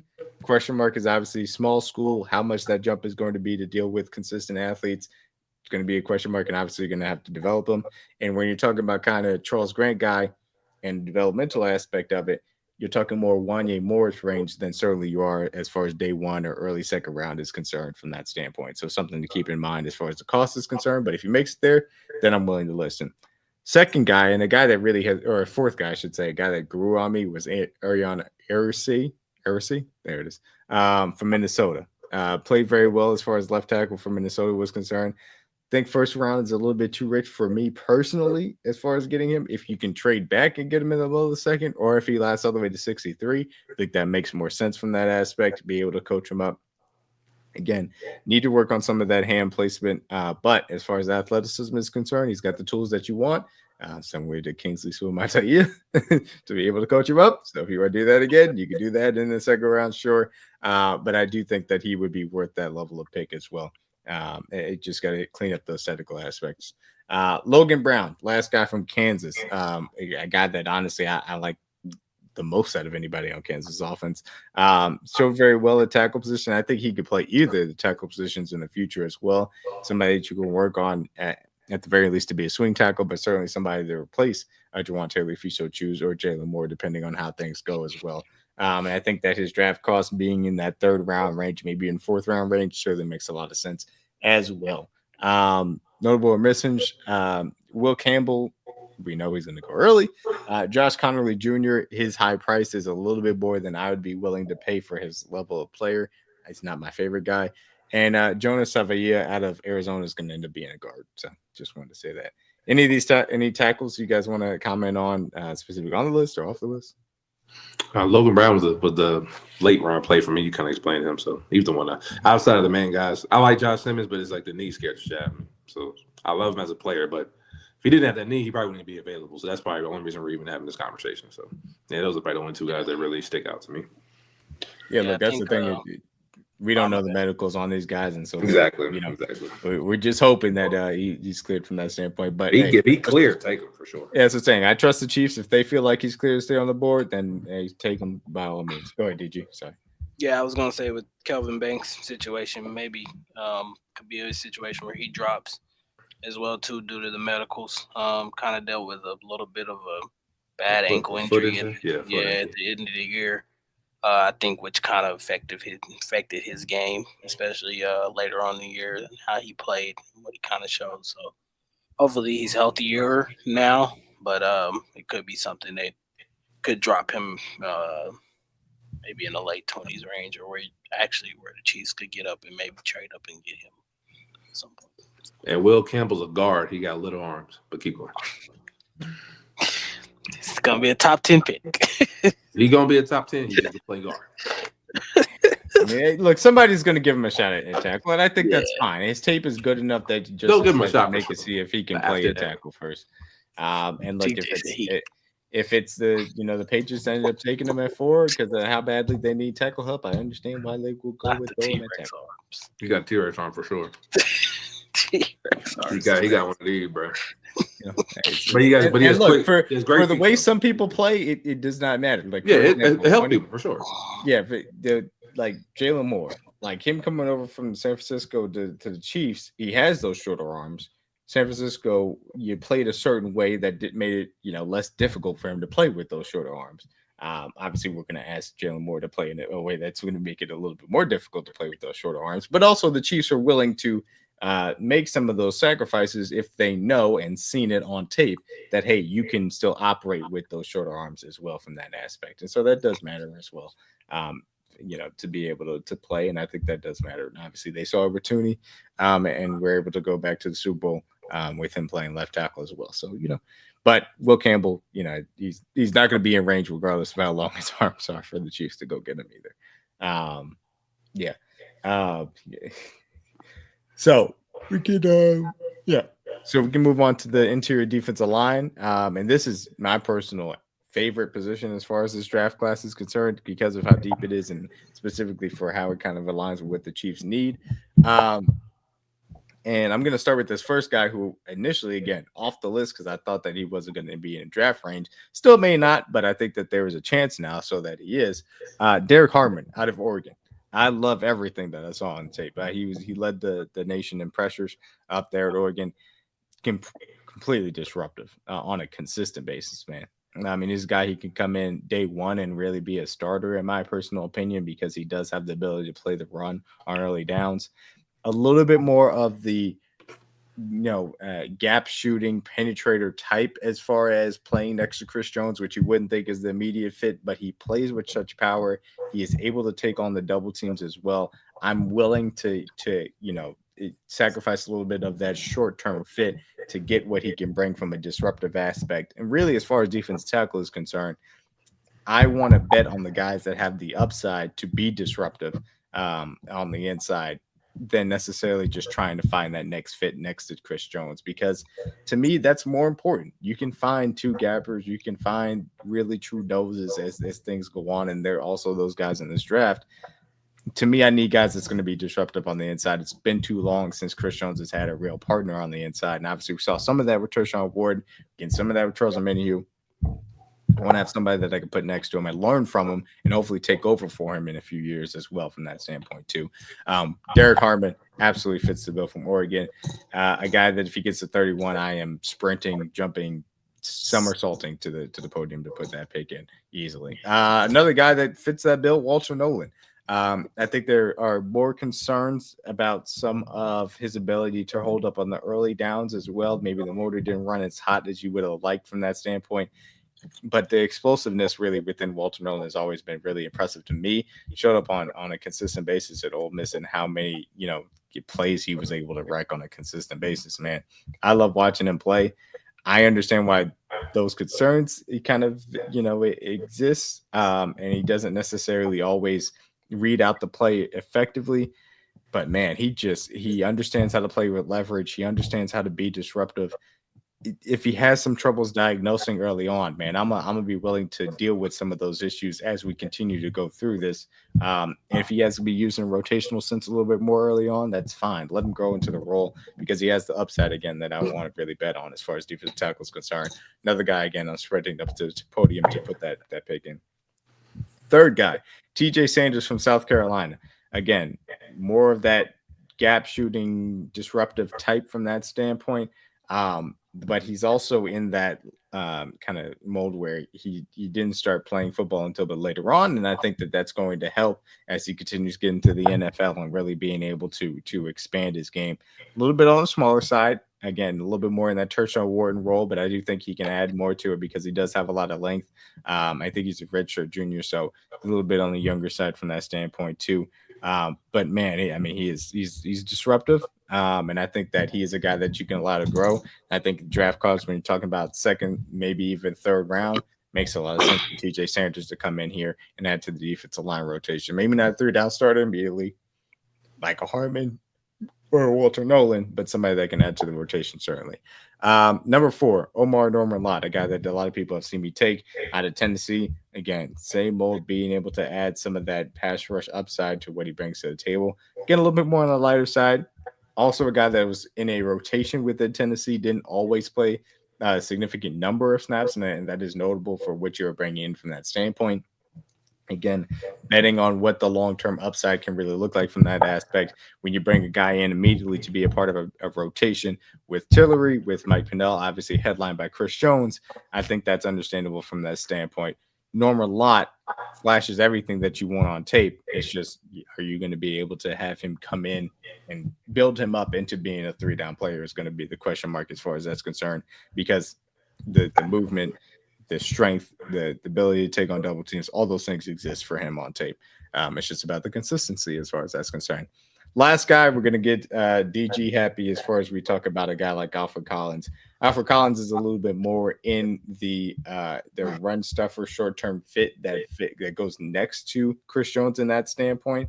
Alfred Collins obviously is a massive human being that ends up playing next to him, and I don't know where Texas keeps finding these guys, but it'd be nice if Mizzou found a few more of these guys. I don't know where y'all keep finding these dudes. But he also has a lot of versatility. He can play up and down the line as far as that's concerned.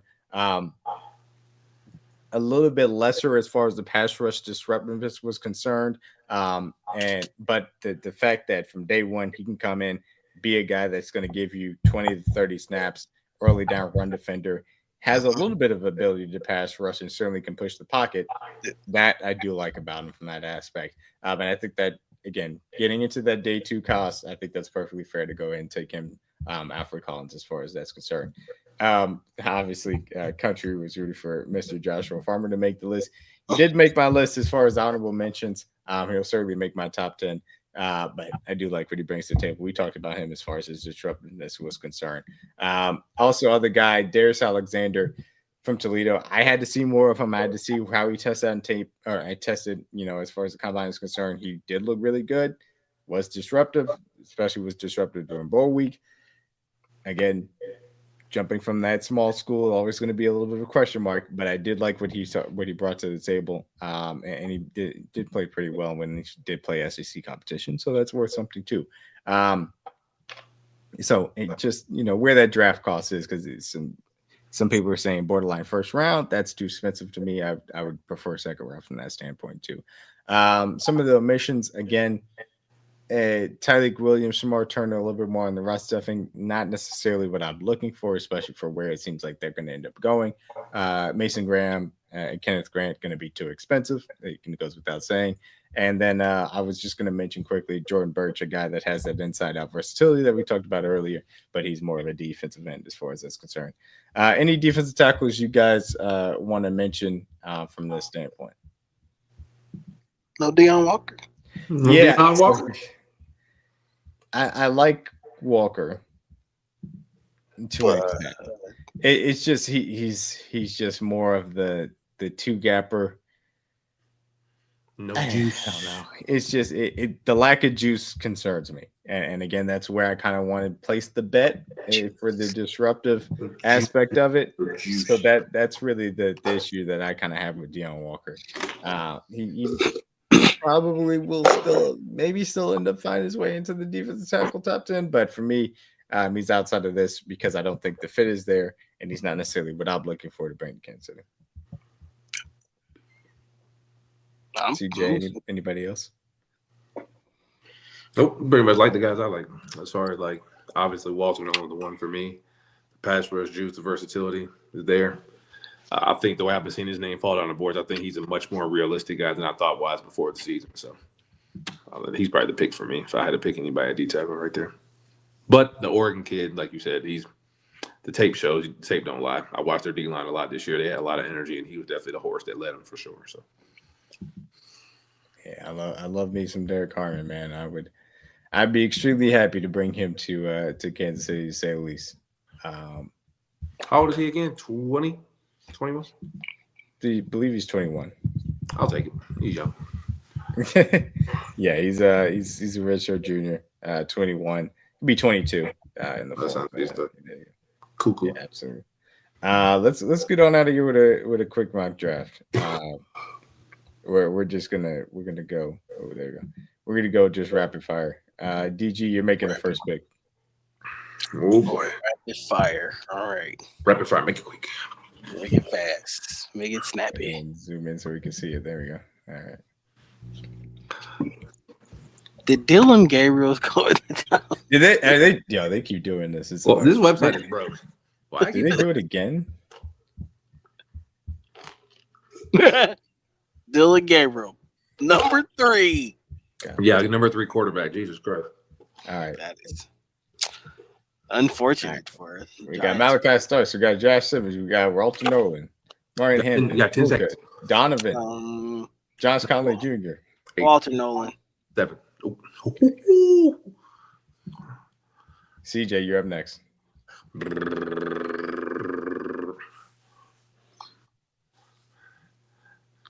God dang it, you took Travion Henderson. You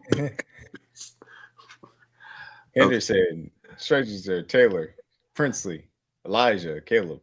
Show me the receivers. Receivers. Okay. Rashad, bro, your face is broke. On. Show me the running backs. Not Mr. 4-1. Mr. 4-1. Oh, Quinchon, easy. Let's go, Quinchon. Okay. That was a quick one. A+ back to back, fellas. Let's go. See where do I want to go? Kind of like Presley. All the tackles are gone, right? Yeah. I think I'm gonna end up going.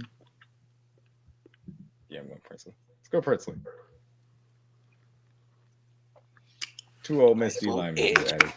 Keep the A+ streak going, DG. DG, you up next.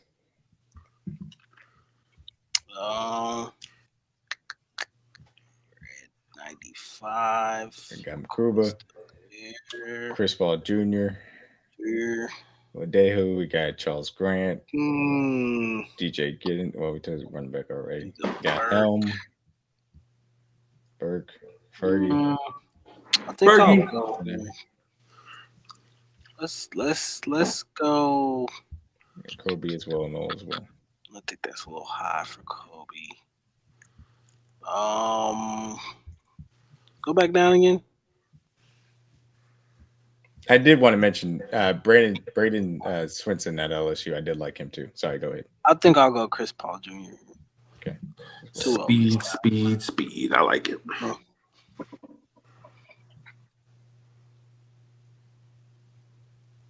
Wait, did we just pick 3 Ole Miss guys?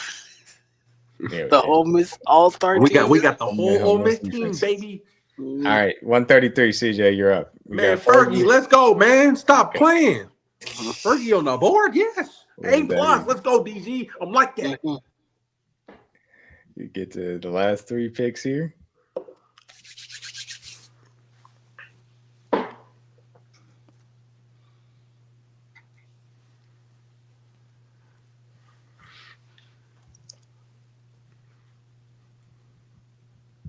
Look at corner here. Let me make sure there's my receivers that I really like. Melo Dawson. Any sleeper receivers on the board we still like? Tesla, I don't mind. Jimmy Horn, one of our guys. LeJonte's right here. Theories is down there too. Okay. That corner. Marcus here, this is where a lot of people's drafts fall. The 7th round is just nasty. Elijah Clark. They're just guys, big fella. Just guys. Yes, guys. I'm gonna go with Dodson. I know people have a lot of questions as far as how tall is Melo? 5'11"? How tall is he? 6 foot?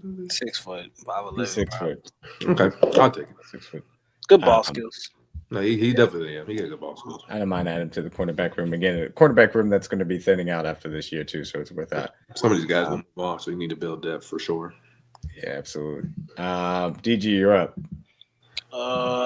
Let's do safety. It's getting slim pickings. You got Stackhouse out there, Sanders. I like LaQuinn Allen too. I forgot to mention him in the running back class. I like him too. Out of Syracuse. I'm probably going to look. You know what? Jimmy Horn. Yeah, DG. Let's go. Great value. He can come in and play right away. I love it. I'm going to pick my guy, Jordan James, to go with Quinshon Judkins, and we're going to finish this on out with Let's that. Go. That's an A+ draft, fellas. D+. What the? Dang, D, man. Man, we had an 8B streak going. What the hell? That's okay. I'll take the. There's some haters. Jordan James is going to prove them wrong. Oh, Walter Nolan, Quinshawn Judkins, Chris Paul Jr. We got the Ole Miss draft. My goodness, Terrence Ferguson, Melo Johnson, Jimmy Hoare Jr., and Jordan James as well. All right, that's a good way to go ahead and end it on off, man. Anything before we go ahead and get out of here? Underdog. Yes. Tap in. NBA playoffs. MLB NBA play around the corner. Obviously, March Madness is in full swing. They got the props over there for you guys. Use code TRUTH3 or KingdomCast for $100 deposit match. And yes, on Thursday, the MLB season is back in full swing. Opening day. Yeah, make some money over there on Underdog as well. Let's go Royals. Let's go Royals. We back, baby. Bobby Witt time. Bobby Witt time. MVP season. Stop playing. All right. Yeah, I think we can go ahead and get on out of here. Make sure you guys tune into Kingdom Cast on Thursday, man. I will be coming out with Stay Scheming over there and Jared Tilly and Christian Fulton.